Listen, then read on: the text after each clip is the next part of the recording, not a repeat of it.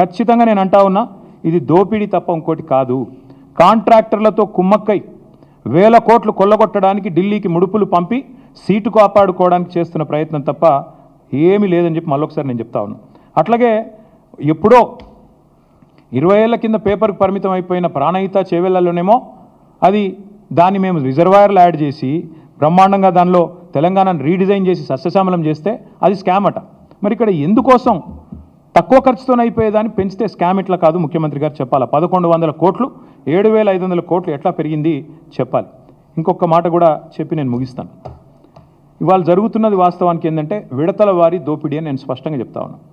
ఒకేసారి 1,50,000 కోట్లు కాకుండా ముందు 7,400, ఆ తర్వాత నెక్స్ట్ ఇన్స్టాల్మెంట్లో మరొక 10,000, ఆ తర్వాత ఇంకో 20,000, ఈ పద్ధతుల్లో మూసీలో కూడా ముఖ్యమంత్రి గారు దోపిడీకి తెరలోపినారు.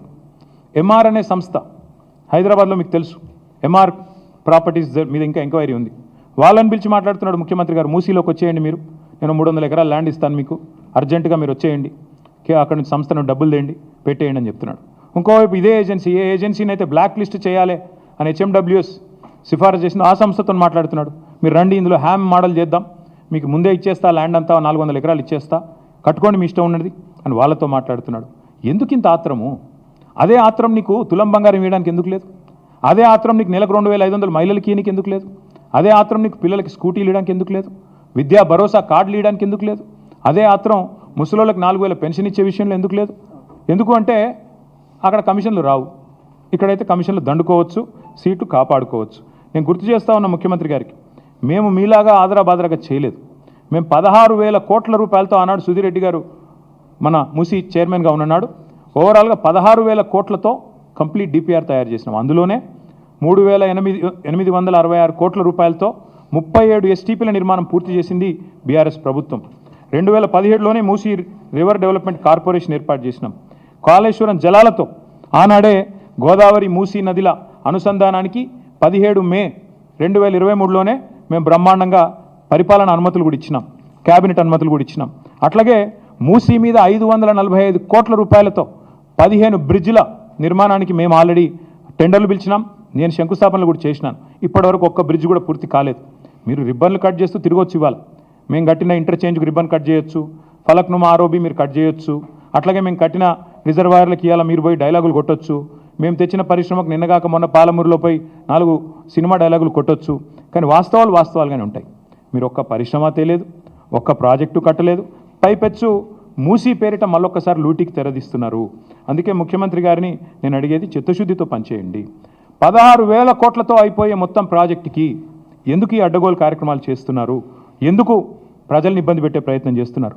ఆ రోజు సుధీర్ రెడ్డి గారు చైర్మన్గా ఉన్నప్పుడు ఎస్టీపీలు 100% పూర్తి చేశాం 3,866 కోట్లతో. అట్లాగే ఉప్పల్ బగాయత్ దగ్గర ఒక 5 కిలోమీటర్లు మోడల్గా అక్కడ ఆల్రెడీ బ్యూటిఫికేషన్ కూడా పూర్తి చేసినాం. అట్లాగే ఒక్క ఇల్లు కూలగొట్టకుండానే అన్ని ఎస్టీపీలు కూడా పూర్తి చేసినాం. మూసీలో మూటల వేట కోసం మేము ప్రయత్నం చేయలేదు. ఇంజనీర్లను పంపించాం, బ్రిడ్జ్లు ఎట్లా ఉండాలి అని చెప్పి ప్యారిస్కి, లండన్కి, గ్రీస్కి పంపించాం. యూరోప్లో మంచి బ్రిడ్జెస్ ఉన్నాయంటే చూడ్డానికి పంపించినాం.